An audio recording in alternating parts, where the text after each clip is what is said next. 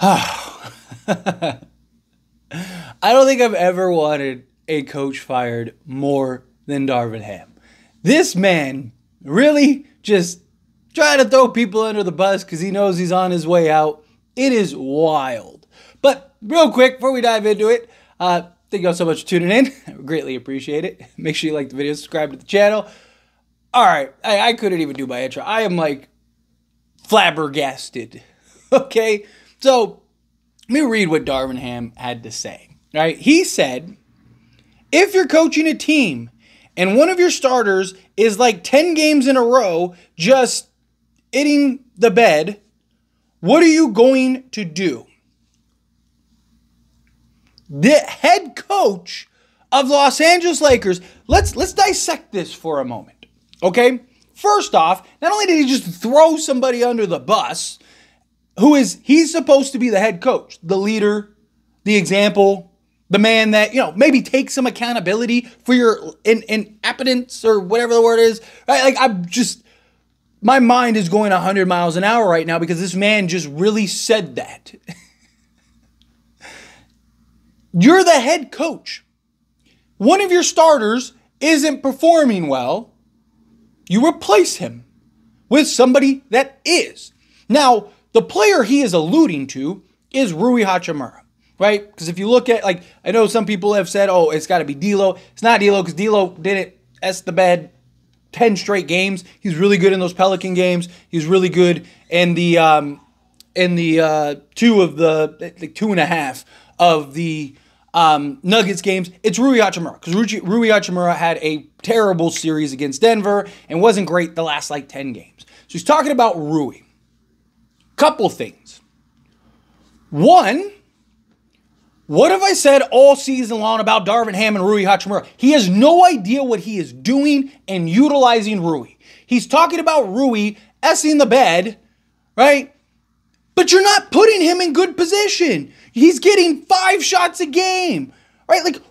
How many points is he supposed to score? How effective is he going to be? Now look, don't get me wrong. Rui Hachimura was terrible in this series. He looked scared at times. He was missing point-blank layups. He wasn't rebounding the basketball. He couldn't hit a shot to save his life. He was bad, which is very surprising because Rui Hachimura was one of the better players the last go-around against Denver. Right? He averaged 15 a game against Denver last time, right? So I do understand the frustrations behind Rui Hachimura and Rui just not being great in that series because he wasn't. He wasn't great in that series by any stretch of the imagination. But one, you never put him in position to have success. He was a mismatch for them. Michael Porter Jr. couldn't defend him. Aaron Gordon couldn't defend him. He was getting whatever he wanted. And what do? You stand him out on the perimeter all series long. Everything I said about the Lakers starting unit and my concerns, go back and watch the videos. Those of you that watch all the videos, you know exactly what I'm talking about. The concern that I had with the starting five, even when the Lakers were 7-0 with this starting five, what did I keep saying was the weak point? And it was Rui Hachimura because he's playing out of position, and that's going to be a weak point that the Nuggets are going to exploit, right? Or any team, not Nuggets in general. I said once we get to the playoffs, that starting five I don't think is going to have the success. Now, offensively, they were great, but the problem is they can't stop anybody, and if somebody goes cold, that's it. Everything I talked about, my concerns with that starting unit, all highlighted Rui Hachimura. If I can see it, and I'm just some random guy on the internet, and our head coach can't see it, get rid of this guy. Get rid of this guy. You know what a leader does? He steps up and he goes, man, they got us twice. I should have done a better job. Yes, we all needed to be better, but I'm the head coach. It was my schemes. It was my this. I should have, guys that weren't playing well, I should have taken them out. What do you mean? What am I supposed to do when guys are... Taurean Prince was great this series. Play him more. That's your baby daddy, isn't he? Isn't Taurean Prince the guy that you're in love with, that you play all the time? He was really good. Get him some more looks. Try Max Christie. Play big and go with Jackson Hayes. You had Christian Wood and Jared Vanderbilt sitting on the bench and you didn't use him. What is this guy talking about? What is this guy talking about? This guy has to be the most incompetent person I've ever seen in my life. And he's the head coach of the Lakers. You're the head coach and you have no answer? But some random goober on the internet does? Make this make sense to me. Make this make sense. This is the most... I've never seen somebody like this. I mean, Frank Vogel was like throwing guys under the bus and stuff like that too, but kind of had it right? He was kind of in like a terrible spot, but he was on his way out. Darvin Ham is going to be fired, right? There's already all the reports.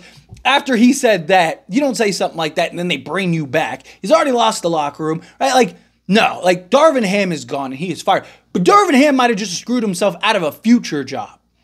Because if I'm some executive, if I'm some organization, why do I want to bring on a guy that just is throwing guys under the bus when I have him, right? Especially when he does it. Like, at least Frank Vogel had, like, a lot of people felt like he was kind of screwed, one. And then two, a lot of people were like, he's a good coach that was just in a bad situation. And three, he had the resume. Darvin Ham doesn't have the resume. He doesn't have a championship. No one knows if he can really coach, right? This guy just cost himself a future job, future position somewhere else. And look, I've defended him. I even said in the live stream, not like that he's great. I said the Lakers need to fire him. I said the Lakers can't keep him. But I said he may one day be a good head coach, right? We've seen a lot of head coaches just, it takes them a couple years to get in the swing of things. So I even said, if we were some rebuilding team, if we were some young team, keep him. But we're not. We're a team that we needs to win now. And we need to get a championship level coach that can help us win now. Somebody that's better with the X's and O's, somebody that's better with the rotation structures, somebody that's better at coaching, right? If a team like Charlotte signs Darvin Ham, I think that's a great signing for a team like Charlotte because they're young, they're coming up. Darvin Ham, he can kind of go through the hiccups. There's not the LA pressure, there's not the Laker pressure, right? He's not expected to win a championship in the next few years, right? He's not expected to win a championship year one, right? He can kind of go through his hiccups and learn the ins and outs. Eric Spoelstra even, who's looked at as one of, if not the best coach in the entire league. First couple years, like there were questions. I mean, Dwayne Wade and LeBron James were at Pat Riley's office telling him to fire him, right? And now he's revered as one of, if not the best coaches in the entire league. It's wild. It's wild. Right? I defended this man during the regular season, right? Eventually, I stopped defending the man because eventually it was like, okay, like the excuses are gone. He just doesn't have it, right? But again, there's nothing wrong with that. Like he can get there. But after these comments we've seen these last few days, like even in the, like where he's talking about Jokic and stuff, and he's like, I don't know what to do. Like that's your job. That's your job.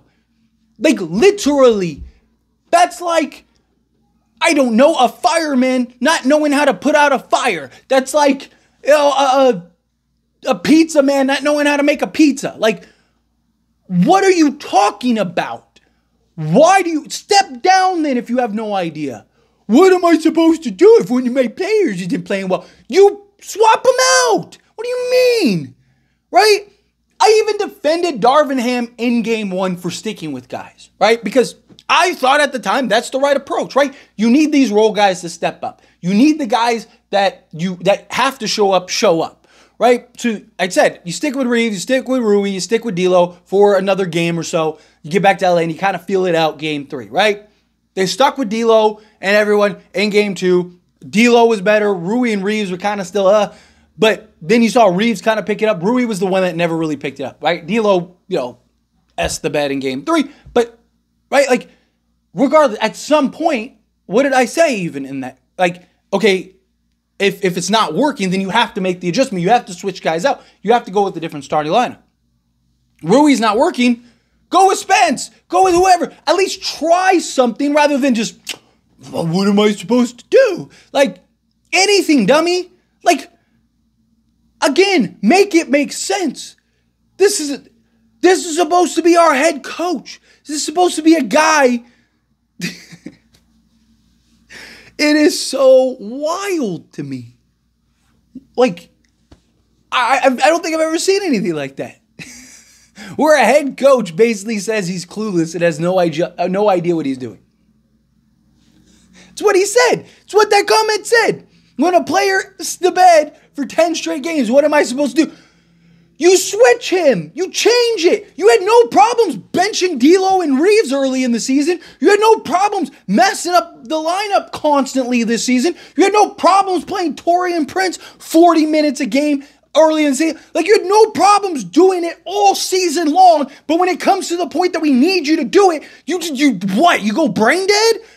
It is so incredibly fun. It is so frustrating, right? Like, I think I've been pretty cool-headed so far through this whole experience, right? You know, I'm Mr. Optimism. I'm Mr. Positive. Get rid of this clown. Like, that's what this is. This is ridiculous. Like, I've seen people that don't even know, barely know what basketball is, be like, that guy doesn't know what he's doing. Like, it is so crazy to me. I'm gonna pass the question on to you as always, because I can rant another 20 minutes, but I'm gonna leave it here. Right? It's absolutely mind blowing that this guy is supposed to be the head coach, and this guy just said he has no idea what he's doing. If the Lakers keep this man for another year, I swear. Like, look, like I say, I'm always going down with the chip, but if they keep this man another season. Anyway, again, as always, this is a discussion. I pass the question on to you. Let me know your thoughts and opinions down in the comments below. What do you think? How do you feel? What are your thoughts? I'd love to hear it. So let me know down in the comments below. That being said, if you haven't liked this video, hit that like button. Helps me a lot. Helps me enjoy these types of videos, and I truly appreciate it. Not subscribe to the channel, hit that subscribe button. Turn on the bell notifications. Appreciate y'all. See you in the next one. Thank you.